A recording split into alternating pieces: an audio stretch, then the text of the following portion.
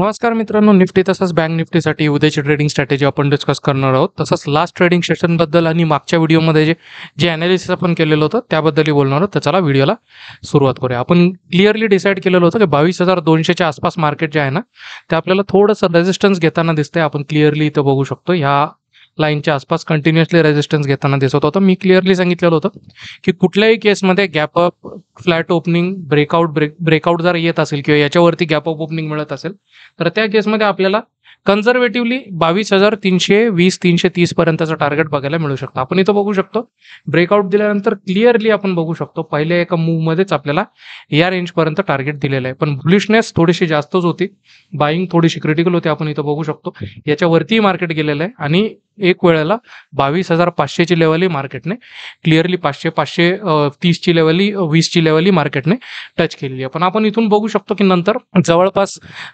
2च्या सुमारास आपण इथं बघू शकतो की नंतर परत एकदा मार्केटमध्ये जबरदस्त एकदा प्रॉफिट बुकिंग सुरू झाली आणि शेवटच्या काही क्षणातच परत एकदा जितकं वरती गेलेलं होतं ऑलमोस्ट त्याच्या 50% परत सेम डे म्हणजे 230 पॉईंटचं करेक्शन आपल्याला बघायला मिळालं आणि ह्या रेंजच्या आसपास जिथं आपण टार्गेट ठेवलं होतं त्याच्या आसपासच कुठेतरी क्लोजिंग आपल्याला बघायला मिळाली. बँक निफ्टीबद्दल बोलून घ्या. बँक निफ्टीने बऱ्यापैकी बुलरन काल म्हणजे लास्ट ट्रेडिंग सेशनमध्ये दिलेलं होतं, ज्याच्यामध्ये आपण क्लिअरली बोललेलो होतो 47,000ची क्रिटिकल लेवल आहे, ही निघाली. 47,320ची लेवल पॉसिबल आहे, त्याची वही झाली. ब्रेकआउट आला इथं बघू शकतो. परत एकदा इथेही सेलिंग आली आणि परत एकदा 47,000च्या वरती क्लोजिंग देण्यात यशस्वी झालेलं आहे बँक निफ्टी. पण सेलिंग आलेली ही एक प्रॉब्लेमॅटिक गोष्ट आहे. तर आता उद्यासाठी आपली ट्रेडिंग स्ट्रॅटेजी काय असायला पाहिजे ती आता आपण डिस्कस करूया. पण त्यापूर्वी मित्रांनो, आपण जर चॅनलवर नवीन असाल तर कृपया चॅनलला सबस्क्राईब करायला विसरू नका आणि नोटिफिकेशनसाठी बेल आयकॉन प्रेस करायला विसरू नका. तर चला उद्यासाठी स्ट्रॅटेजी डिस्कस करूया. थोडंसं डेटाकडे नजर टाकूया. डेटा काय सांगतोय तर इथे बघू शकतो निफ्टीची नेक्स्ट एक्सपायरी 4 एप्रिलच्या आसपास, 4 एप्रिलला आपल्याला बघायला मिळणार आहे. 1.11च्या आसपास डेटा आहे. ठीकठाक न्यूट्रल झोनच्या आसपास आहे, अजूनही स्ट्रॉंग आहे. आपल्याला 22,500च्या आसपास थोडीशी रेजिस्टन्स बिल्डअप जो होताना दिसलं, तिथूनच एकदा सेलिंग येताना दिसली. स्ट्रॉंग सपोर्ट आपल्याला दिसतंय 22,000 लेवलपासून तर 22,300च्या लेवलपर्यंत. हे क्रिटिकल आहे आणि 22,400-500 थोडंसं कॉल रायटर पुट रायटरमध्ये टफ सुरू आहे. 22,500ची लेवल जर सोडली त्यानंतर डिरेक्टली स्ट्रॉंग रेजिस्टन्स मोठं आपल्याला 23,000च्या लेवलला दिसतं आणि इन बिटवीनमध्ये फक्त 22,600ला जे फार जास्त स्ट्रॉंग आपल्याला नाही आहे. बट एक सेल ऑफ तगडा आलेला आहे, ती एक थोडीशी प्रॉब्लेमॅटिक गोष्ट आहे, ज्याच्यामध्ये काही मोठे प्लेयर्स जे असतात ना किंवा जे मोठे स्टॉक्स जे आहेत त्याच्यामध्ये एक पॅनिक सेलिंग किंवा प्रेशर सेलिंग आपण ज्याला म्हणतो ना तशी आपल्याला बघायला मिळाली. स्पेशली रिलायन्सच्या केसमध्ये सकाळपासून आपण जर बघितलं रिलायन्स बऱ्यापैकी मोमेंटम घेत होतं, पण at the end of the session थोडंसं आपल्याला तिथं प्रॉफिट बुकिंग बघायला मिळाली. वन डेच्या टाइम फ्रेमवर जाऊया आपण. वन डेच्या टाइम फ्रेमवरती आपल्याला कशा प्रकारचं मोमेंटम बनताना दिसतंय, काय मार्केट काय संकेत देताना आपल्याला दिसतंय, ज्याच्यामध्ये आपण क्लिअरली बोललेलो होतो की प्रिव्हियसली जर आपण बघायला गेलो ना तर ही जी लेवल आहे 22,200ची, याच्यावरती क्लोजिंग द्यायला काही सक्सेस मार्केटला मिळालेलं नव्हतं. म्हणून मी तिथून सांगितलेलं होतं की इथं मेक इट किंवा ब्रेक इट झोन आपल्याला बघायला मिळू शकतो, की जिथून की आपल्याला मार्केट एक तर 22,200च्या वरती जर क्लोजिंग दिली तर परत एकदा थोडीशी रॅली ह्या चॅनलच्या ह्या रेजिस्टन्स पॉईंटपर्यंत येताना दिसू शकते. अदरवाईज इथं परत एकदा जर रेजिस्टन्स घेतलं तर काइंड ऑफ आपल्याला इथं छोटासा पुलबॅक बघून हे सेलिंग जे आहे कंटिन्युअस खाली जाताना आपल्याला दिसू शकते. तर आपण इथं बघू शकतो की चांगली रॅली आली, इनिशिएटिव्ह होताना दिसली. प्रिव्हियस हायच्या आसपास आपण इथं बघू शकतो प्रिव्हियस हाय जो आहे तो आपल्याला जवळपास 22,526च्या आसपास बघायला मिळाला आणि 22,516 पर्यंत प्रिव्हियस सेशनमध्ये मार्केट गेलेलं आपल्याला दिसतंय. तर ऑलमोस्ट त्याच्यापर्यंत जाऊन परत एकदा सेलिंग येताना आपल्याला दिसते आणि सपोर्ट मार्केटने घेतलेलं आहे 300-320च्या आसपास.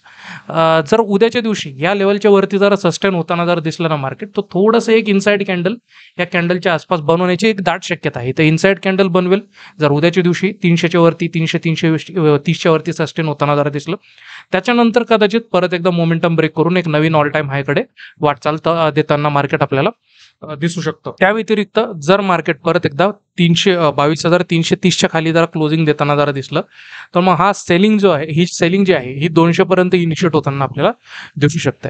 तर वन डेच्या टाइम फ्रेमवर जाऊया. वन डेच्या टाइम फ्रेमवर बघूया की आपल्याला कशा प्रकारे आपली स्ट्रॅटेजी ठेवायची आहे. काय आपला ऍक्शन प्लॅन असला पाहिजे, लेवल्स कुठले आपल्यासाठी इम्पॉर्टंट आहेत. तर क्लिअर कट जर बोलायचं जर झालं तर आपल्याला रेजिस्टन्स दिसतंय जवळपास या लेवलच्या आसपास 22,360च्या आसपास. सपोर्ट मला दिसतंय डाऊन साईडला 22,200, 238, 235च्या आसपास. तर ह्या दोन्ही लेवलकडे आपलं लक्ष असलं पाहिजे. या लेवलच्या वरती जर मार्केट परत एकदा सस्टेन होताना जर दिसलं तर परत एकदा आपल्याला 22,513 आणि त्याच्यानंतर तर मग डिरेक्टली एक नवीन ऑल टाइम हाय. इथून आपण जर डेटा वाईजही बघायला जर गेलं तर 22,500 नंतर डिरेक्टली 22,600ची लेवल आपल्याला बनताना दिसते. तर 22,600 पर्यंतचं आपल्याला टार्गेट येताना दिसू शकतं. तर ह्या दोन लेवलसाठी आपण अपर साईडला, कॉल साईडला प्रयत्न करू शकतो. कॉल साईडला आपण एखाद दुसरी ट्रेड आपण इनिशिएट करू शकतो जर मार्केट 22,360 ही लेवल सस्टेन करत असेल तर. डाऊन साईडला जर हे रेजिस्टन्स जरा तुटलं, याच्या खाली जर येताना दिसलं तर हा थोडासा नो ट्रेडिंग झोन म्हणून कन्सिडर करा. याच्या खाली जोपर्यंत येत नाही तोपर्यंत ट्रेड घेणं मोस्टली अवॉइड करा. जर या खाली येताना जरा दिसलं ना 22,235च्या खाली मित्रांनो, तर 22,100 पर्यंतचं एक टार्गेट आपल्याला इझिली येताना दिसू शकतं. तर या लेवलसाठी आपण ट्राय करू शकतो. सेकंड टार्गेट जे मला बनताना दिसत आहे ते मग डिरेक्टली येताना दिसत आहे आपल्याला 22,980च्या आसपास, 21,980च्या आसपास. म्हणजे एक राऊंड लेवल आहे 22,000ची. इथपर्यंतचं टार्गेट आपल्याला 20 प्लस मायनस आपल्याला मिळताना दिसू शकतं. तर या लेवलसाठी आपण पुट साईडला ट्राय करू शकतो. बँक निफ्टीबद्दल बघून घ्या. बँक निफ्टीचा वन डेचा टाइम फ्रेम काय सांगतोय तर इथं बघू शकतो आपण वन डेच्या टाइम फ्रेम वरती बँक निफ्टीने काइंड ऑफ इथं डबल बॉटम बनून आपल्याला 47,000च्या वरती सपोर्ट घेतलेला दिसतंय आणि रेजिस्टन्स घेतलेला दिसतंय 47,440च्या आसपास.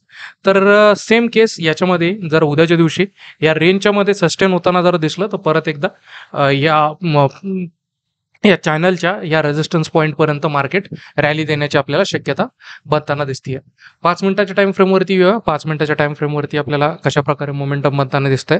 आपला प्लॅन ऑफ ऍक्शन काय असला पाहिजे बँक निफ्टीसाठी. तर आता 47,000 पासून तर 47,950ची लेवल, ही जी लेवल आहे ही एक सपोर्ट लेवल म्हणून आपल्याला बनताना दिसते आणि अपर साईडला रेजिस्टन्स मार्केट ऑब्व्हियसली घेताना दिसतंय 47,428 पर्यंत. तर आपण इथे बघू शकतो की अपर साईडला आपल्याला या लेवलच्या वरती जर मार्केट सस्टेन करताना दिसलं आणि डेटा पण आपण बँक निफ्टीचा बघून घेऊया. बँक निफ्टीचा डेटा काय सांगतोय तर बँक निफ्टीमध्ये आपण बघू शकतो की 47,500 पर्यंतच्या लेवलला आपल्याला इथं तगडं रेजिस्टन्स बनताना दिसतंय आणि तगडं सपोर्ट आहे 47,000च्या लेवलला. इन बिटवीन जर मध्ये बघितलं तर कॉल रायटर पुट रायटर मध्ये थोडीशी टफ चालताना आपल्याला दिसतीये.